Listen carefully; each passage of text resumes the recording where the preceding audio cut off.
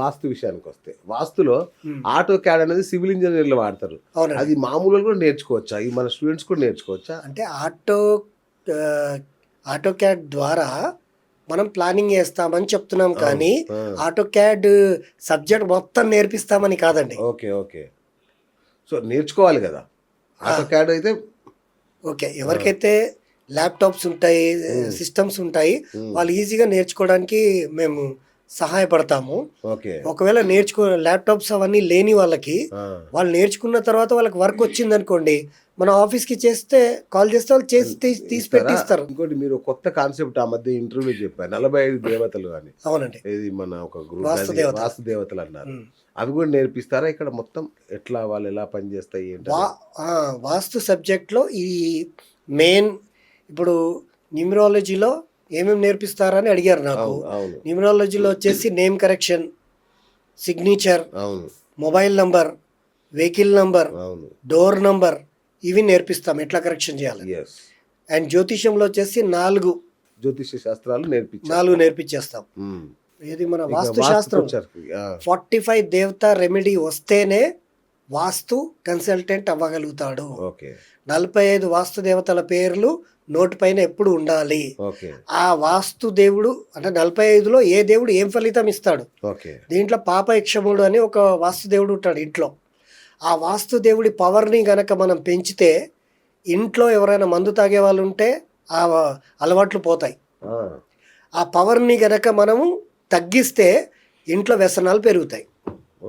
అంత పవర్ ఉంది 45 వాస్తు దేవతాస్లో. ఇది నాట్ ఏ జోక్. నేర్పిస్తారు ఈ 45 దేవతాస్ పేర్లు, అవి ఏం పని చేస్తాయి, వాటికి మనం ఎట్లా ఇన్స్టాల్ చేయాలి, ఏ స్టోన్ పెడితే ఏ వాస్తు దేవుడు యాక్టివేట్ అవుతాడు, ఎలాంటి రిజల్ట్ ఇస్తాడు, అన్ని ఇచ్చేస్తాం ఇక వాళ్ళకి. సూపర్. ఇంకొకటి నాకు ముఖ్యమైనది కావాలి గురుగారు. ఈ రోజుల్లో జనాలు రూపాయి కూడబెట్టి కట్టుకుంటున్నారు.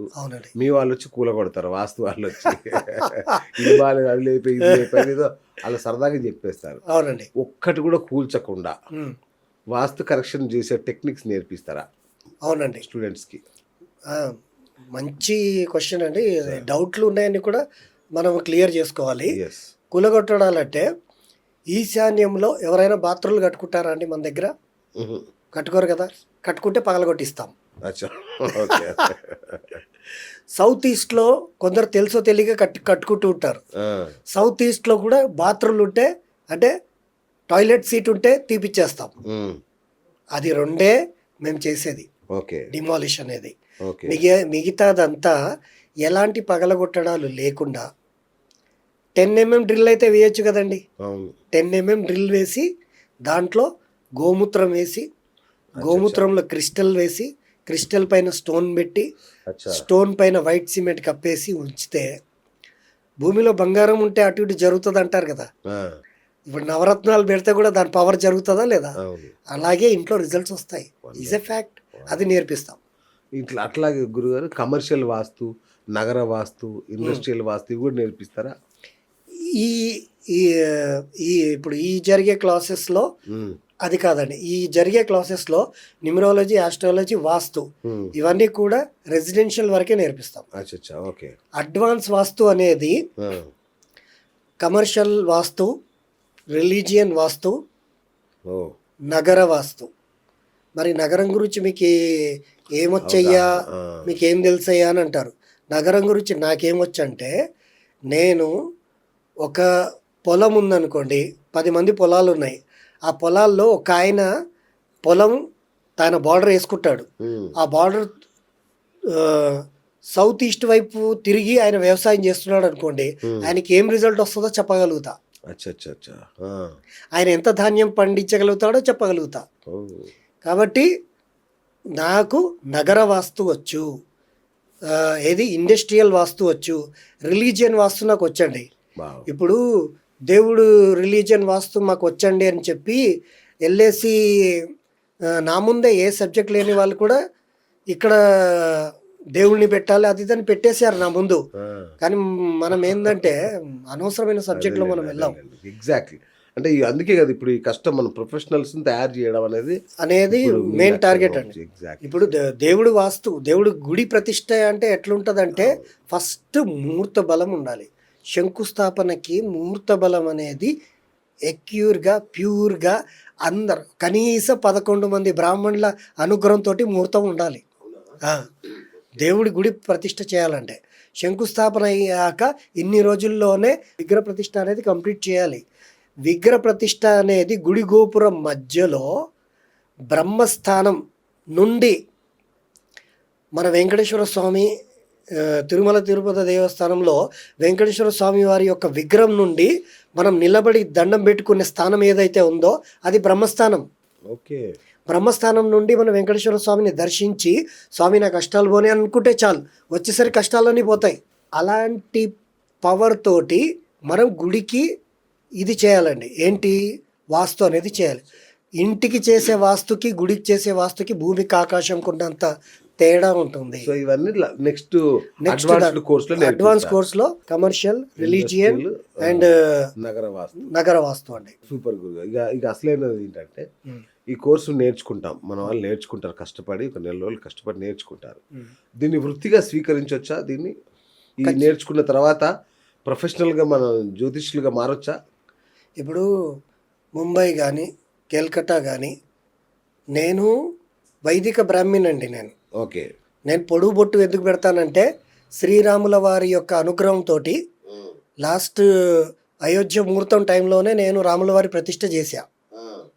రాముల వారి విగ్రహ ప్రతిష్ఠ, ఆ సాక్షాత్తు రాముల వారే నాకు ఆ ప్రతిష్ఠ చేసే అనుగ్రహాన్ని ఇచ్చారు. నా చేతుల పైన రాముల వారి ప్రతిష్ఠ జరిగింది కాబట్టి ఆ రోజు స్వామివారి యొక్క మహత్యం అనిపించింది కాబట్టి నేను పొడుగు బొట్టు పెడతానన్నమాట. యాక్చువల్లీ మేము వైదిక బ్రాహ్మిన్స్. నా పేరు శర్మ అనే వాళ్ళు ఎవరు కూడా పొడుగు బొట్టు పెట్టరండి. అది ఇంతవరకు ఎవరు కూడా నాకు పాయింట్అవుట్ చేయలేదు. సో నేనే చెప్పేస్తున్నా, నేను వైదిక బ్రాహ్మిన్స్ మేము. అయితే నేను ముంబై వెళ్ళినా, కలకత్తా వెళ్ళినా, మహారాష్ట్ర వెళ్ళినా ఎక్కడ కూడా అందరు బ్రాహ్మిన్స్ నేర్చుకోవట్లేదండి. ఇప్పుడు అందరు నేర్చుకుంటున్నారు. నేర్చుకొని వాళ్ళు ప్రిడిక్షన్స్ ఇస్తున్నారు. వారి ఆఫీసులు పెట్టుకొని వాళ్ళు చక్కగా డబ్బులు కూడా సంపాదించుకుంటున్నారు. ఇప్పుడు పంజాబీ వ్యక్తి ఉన్నాడండి ఒక ఆయన లక్షలు టర్న్ ఓవర్ చేశాడు. ఇప్పుడు చేయట్లా, లక్షల్లో టర్న్ ఓవర్ చేశాడు ఆయన.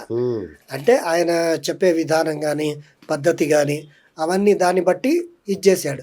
ఆయన బ్రాహ్మణుడు కాదే, మరి అంత టర్న్ ఓవర్ ఎలా చేశాడు? సో అందరికి అవకాశం ఉందండి. మనసు మంచిగా ఉండి, ఆలోచన మంచిగా ఉండి, నలుగురికి మేలు చేయాలన్న తపన ఉండాలి. ఎట్లా జ్యోతిష్యం వాడాలంటే నా దగ్గర మనకు బిఎస్ టాక్ షోలో నేను ప్రోగ్రామ్ చేసేటప్పుడు ఒక ఆయన దుర్గాప్రసాద్ నానాజీ అని ఒక ఆయన కాల్ చేశాడు. సార్ నా వయసు 65 సంవత్సరాలు, నాకు ఇప్పుడు జ్యోతిష్యం ఎందుకు, ఇవన్నీ నాకు ఎందుకు అని అనుకోవచ్చు మీరు. ఇంతవరకు జీవితంలో ఏం సాధించలేదండి, మనశ్శాంతి లేదు, మీ ప్రోగ్రాం చూసి మీతో మాట్లాడాలనిపించిందండి అని అన్నాడు. సరే మాట్లాడారు కదండి ఏంటి అని అంటే, లేదండి నాకు ఒకసారి జ్యోతిష్యం చెప్తారేమో అని అంటే, మరి నా ఫీజు ఇంత అండి అని అంటే, సరే అని ఫోన్ పెట్టేశాడు. మళ్ళీ 2 రోజుల తర్వాత చేసి, గురువుగారు క్షమించండి నేను అంత ఇవ్వలేనండి, నా దగ్గర ఇది ఉంది అంటే, పర్వాలేదండి మీకు ఎంత వీలైతే అంత ఇవ్వండి, నేను మీకు చెప్తాను. ఆయన వయసు ఎంత అండి? 65. ఆయనకు జాతకం చెప్పడమే కాకుండా ఆయనకు నేమ్ కరెక్షన్ కూడా ఇచ్చా. ఆయన చేసుకొని ఈరోజు సూపర్వైజర్గా పనిచేస్తున్నాడు. ఆయన సమృద్ధి వాస్తులో మీరు చెప్పించుకోండి అని చెప్తున్నాడు ఇప్పుడు అందరికి. ఇది జరుగుతున్నది విజయవాడలో. తర్వాత దుర్గారావు అని ఒక ఆయన వరంగల్ ఆయన ఉన్నాడు. ఆయన కూడా సేమ్ ఇలాంటి పరిస్థితి ఉందండి గురుగారు అని చెప్తే, వాళ్ళకు కూడా మనము నీకు ఇష్టం వచ్చినట్టు ఫీజు వేసి మనం వాళ్ళకి చెప్పాం. కానీ మన దగ్గర డబ్బులు పెట్టుకొని కూడా గురువుగారికి మనము బురుడి కొట్టిస్తే భగవంతుడు మనకి బురుడి కొట్టిస్తాడు. కాబట్టి ఈ విద్య నేర్చుకుంటే ఇలా కూడా చెయ్యాలి అని చెప్తున్నాను నేను. అలా చేయిస్తాం మేము. సర్టిఫికేట్ ఇస్తారా గురుగారు? ఖచ్చితంగా. నా ఆఫీస్ ఉంది కదండి, నా ఆఫీస్ రిజిస్టర్డ్. దీన్ని పార్ట్ టైం కూడా నేర్చుకోవచ్చా? అంటే గృహిణులు వీళ్ళందరూ ఆన్లైన్లో పార్ట్ టైం గా నేర్చుకోవచ్చుగా? పార్ట్ టైం గా నేర్చుకోవచ్చు అండి. వారి అంటే మనకు ఒక 2 టైంలు ఇస్తాము. ఆ టైంలలో వాళ్ళకి ఏది సెట్ అవుతే అది ఒక గ్రూప్ క్రియేట్ చేస్తాం సార్.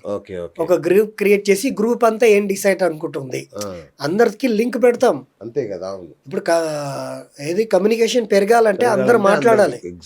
కాబట్టి ఒక గ్రూప్ క్రియేట్ చేసి ఈ గ్రూప్ లో మేమందరం డిసైడ్ చేసుకుంటాం. చిన్న స్టూడెంట్ నుండి పెద్ద స్టూడెంట్ నేను అందరం కూడా అందరూ అనుకూలంగానే చేస్తాం. ఎవరు ఏమేమి సాధించారనేది గ్రూప్లో పెడతాం.